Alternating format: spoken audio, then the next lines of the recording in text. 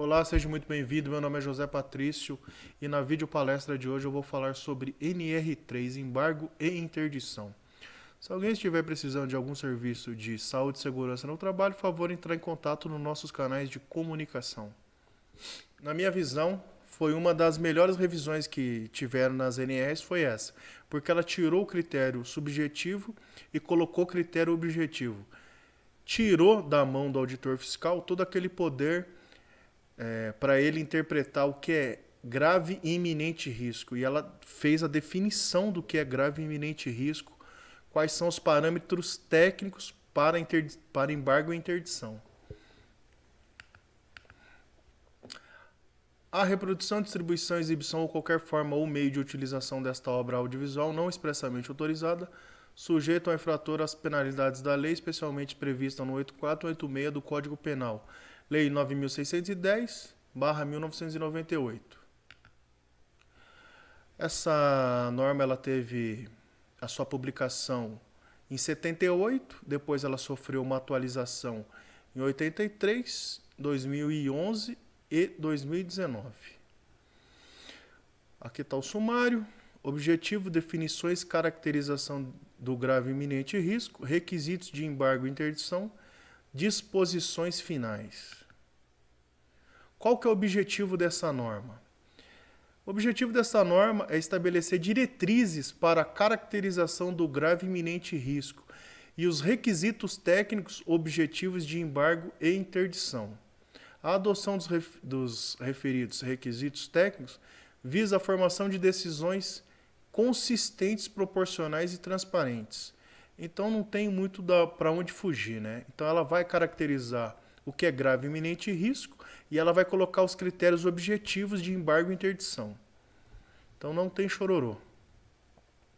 Definições. Considera-se grave e iminente risco toda condição ou situação de trabalho que possa causar acidente ou doença com lesão grave ao trabalhador. Então está aqui a definição do que é grave e iminente risco na NR. É toda situação de trabalho que possa causar acidente ou doença com lesão grave ao trabalhador. Ponto final. Embargo e interdição são medidas de urgência adotadas a partir da constatação de condições ou situações de trabalho que caracterize grave e iminente risco ao trabalhador. O auditor fiscal, ele viu uma situação que possa causar acidente ou doença do trabalho com grave lesão, imediatamente ele tem que interditar ou embargar, né? O embargo implica na paralisação parcial ou total da obra. Está aqui a definição do embargo. O embargo é obra, né? Paralisação total ou parcial da obra. A interdição implica na paralisação parcial ou total da atividade da máquina ou equipamento do setor de serviços ou do estabelecimento.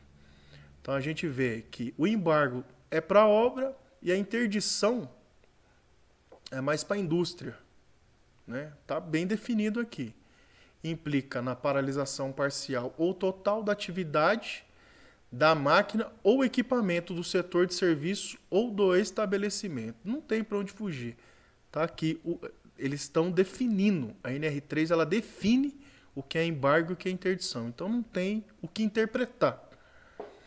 O embargo e a interdição podem estar associados a uma ou mais das hipóteses referidas nos itens 3.2.2.1 e no 3.2.2.2.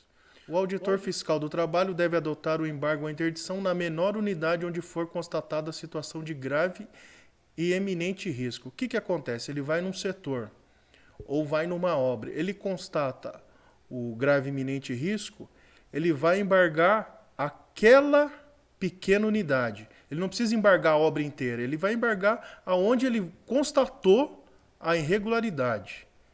É isso. Do grave e iminente risco, a caracterização do grave e iminente risco deve considerar a consequência como resultado ou o resultado potencial esperado de um evento conforme a tabela 3.3. B. A probabilidade como chance de o resultado ocorrer ou estar ocorrendo, conforme a tabela 3.4. Mais para frente a gente vai ver qual é essa tabela 3.3 e essa tabela 3.4. Né? Para fins de aplicação desta norma, o risco é expresso em termos de uma combinação das consequências de um evento e a probabilidade de sua ocorrência. O que é probabilidade? Né? É um campo matemático que pode ocorrer, que ela consegue calcular, né, com uma certa exatidão o que pode acontecer ou não. Né? Pode acontecer da seleção brasileira perder para o 15 de Jaú? Tem probabilidade de ocorrer? Tem a probabilidade de ocorrer. Mas qual que é a probabilidade? É pequena. Muito provavelmente 15 de Jaú vai perder da seleção brasileira. Ao avaliar os riscos, o auditor fiscal do trabalho deve considerar a consequência e a probabilidade separadamente. Então, a consequência e a probabilidade são duas tabelas, né? Então ele vai avaliar separadamente. A classificação da consequência e da probabilidade será efetuada de forma fundamentada pelo auditor fiscal do trabalho. Então ele vai classificar a consequência e a probabilidade e ele vai fundamentar na NR. Ele vai fundamentar aquele embargo e interdição que ele está fazendo. A classificação das consequências deve ser efetuada de acordo com o previsto na tabela. 3.1 é a classificação das probabilidades de acordo com o previsto na tabela 3.2.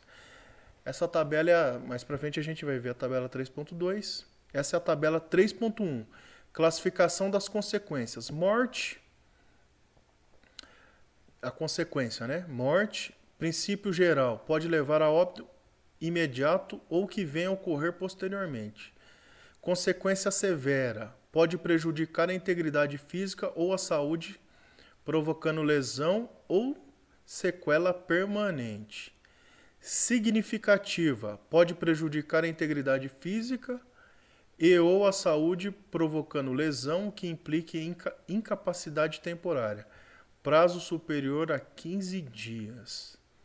Leve, pode prejudicar a integridade física e ou a saúde, provocando lesão que implique em incapacidade temporária, pode causar, que implique em incapacidade temporária, pode prejudicar a integridade física, e ou a saúde, provocando lesão que implique em incapacidade temporária por prazo igual ou inferior a 15 dias. Nenhuma lesão ou efeito à saúde.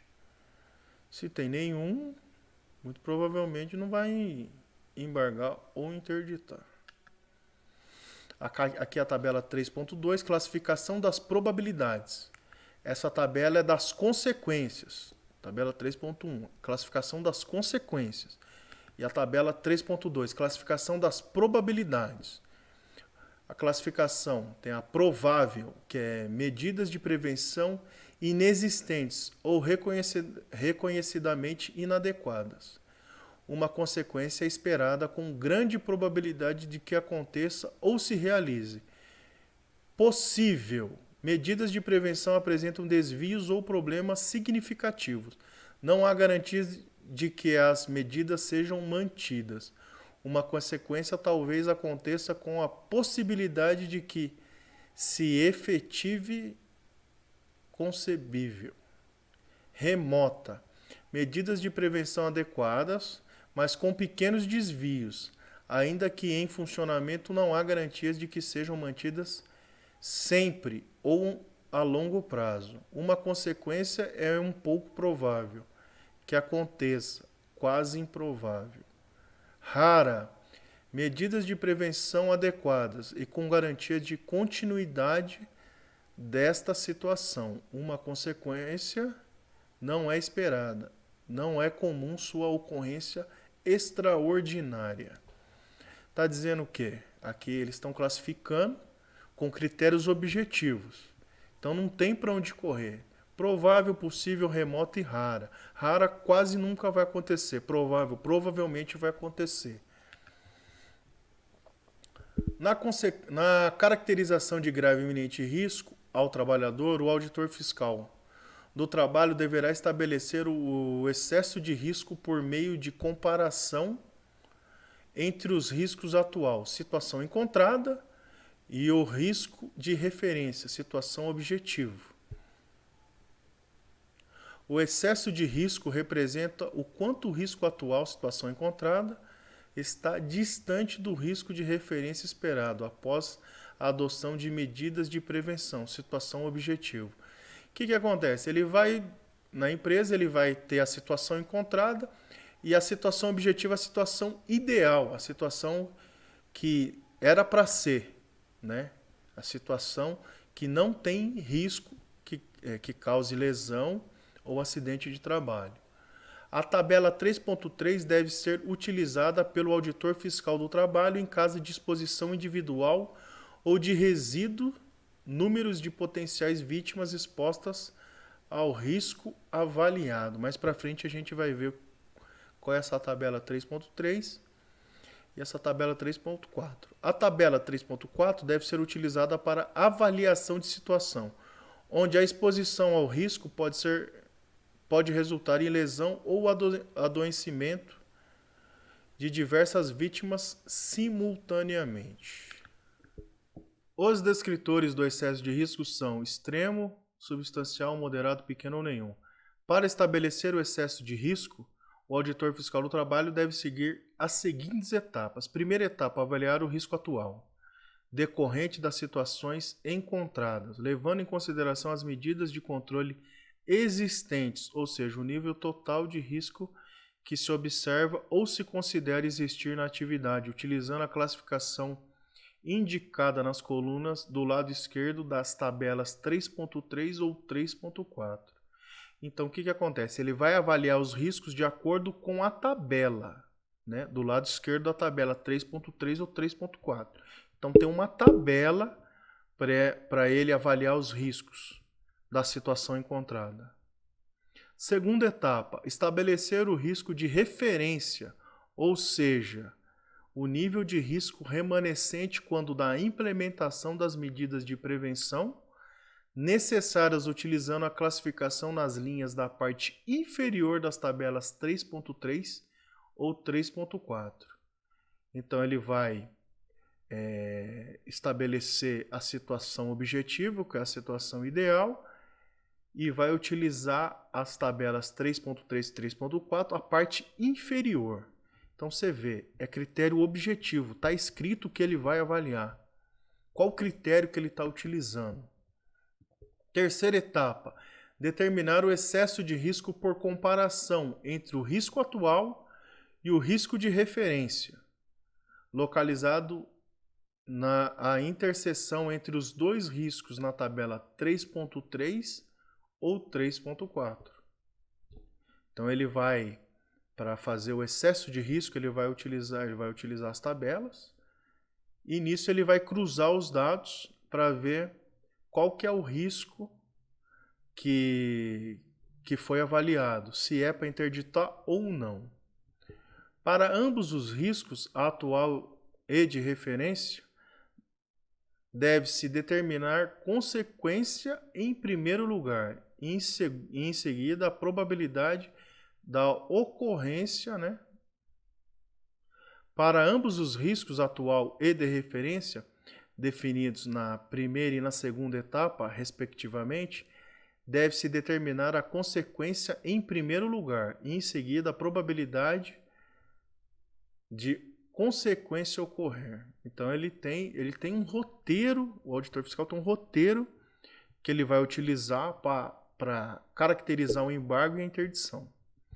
As condições ou situações de trabalho contempladas em normas regulamentadoras considera-se como situações objetivos, risco de referência, que a situação objetiva é a situação ideal, né? O auditor fiscal do trabalho deve sempre considerar consequência de maior previsibilidade da ocorrência.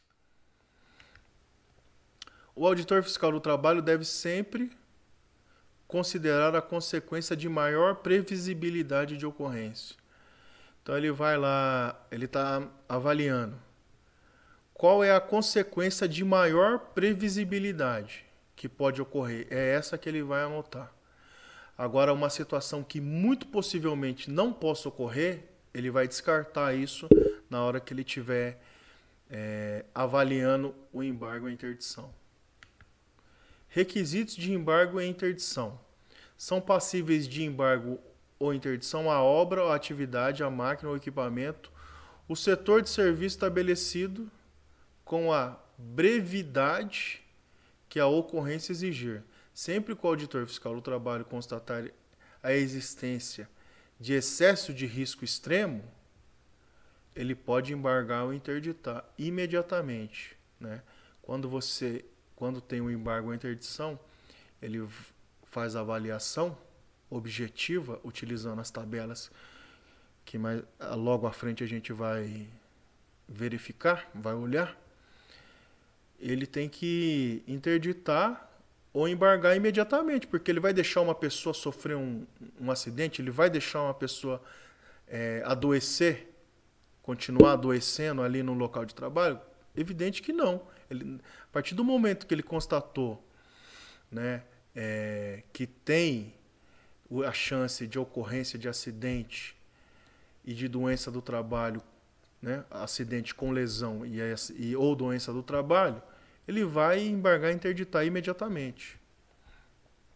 São passíveis de embargo ou interdição a obra ou atividade, a máquina ou equipamento, o setor de serviço, estabelecimento com a brevidade que a ocorrência exigir, consideradas as circunstâncias do caso específico, quando o auditor fiscal do trabalho constatar a existência de excesso de risco substancial.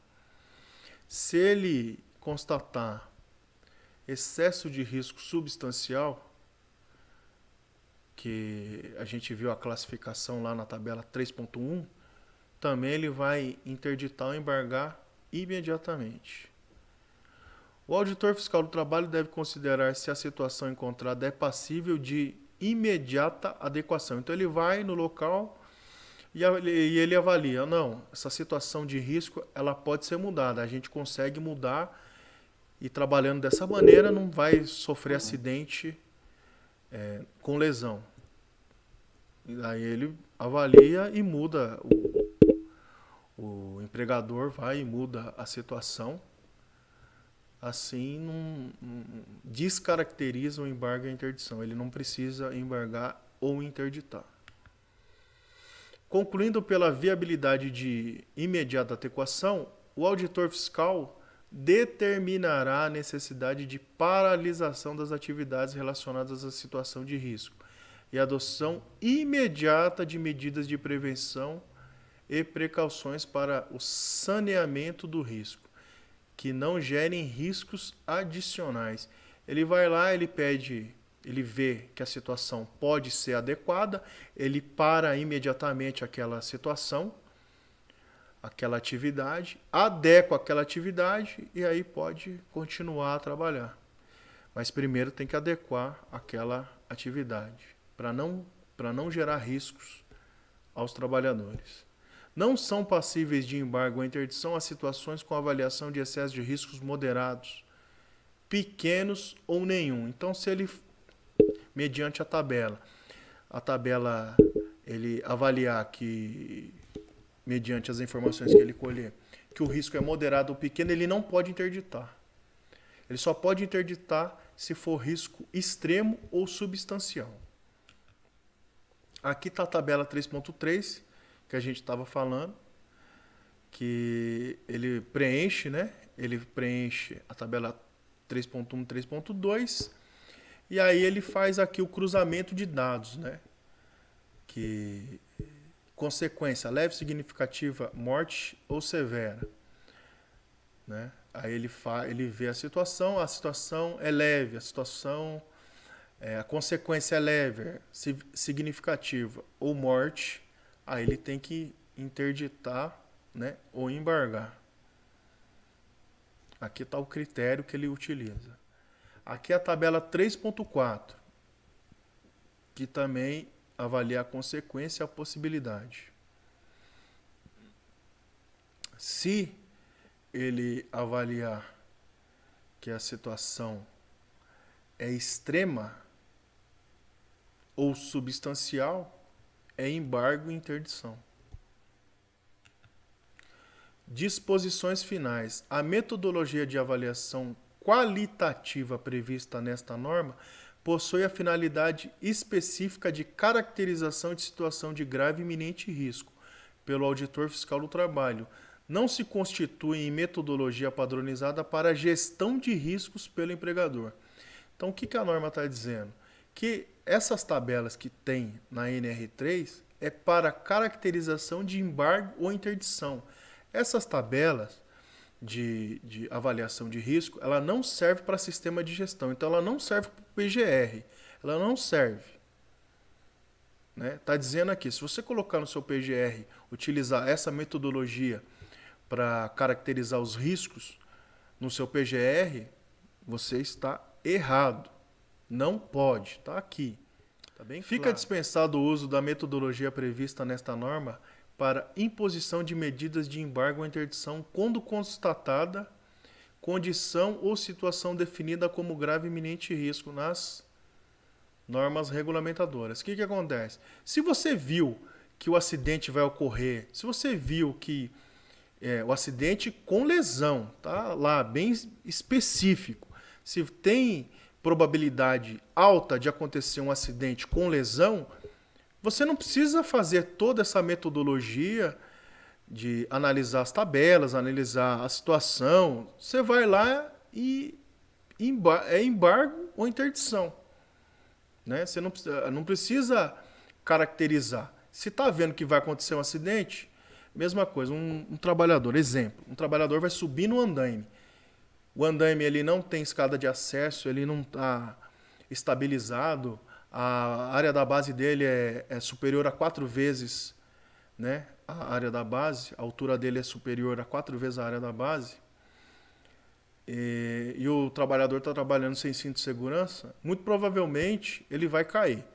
Então é situação de grave e iminente risco. Se o auditor fiscal verificar essa situação, ele não precisa fazer toda essa metodologia para embargar. Ele vai lá, tira uma foto, né?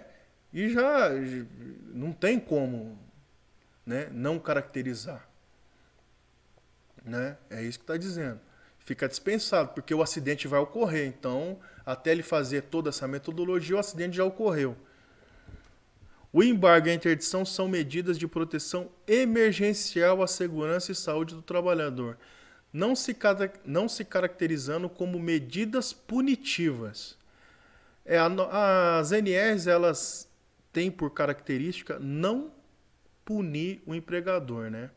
Tanto que quando o auditor fiscal vai numa determinada empresa, primeiro ele faz a notificação, ele não faz a multa.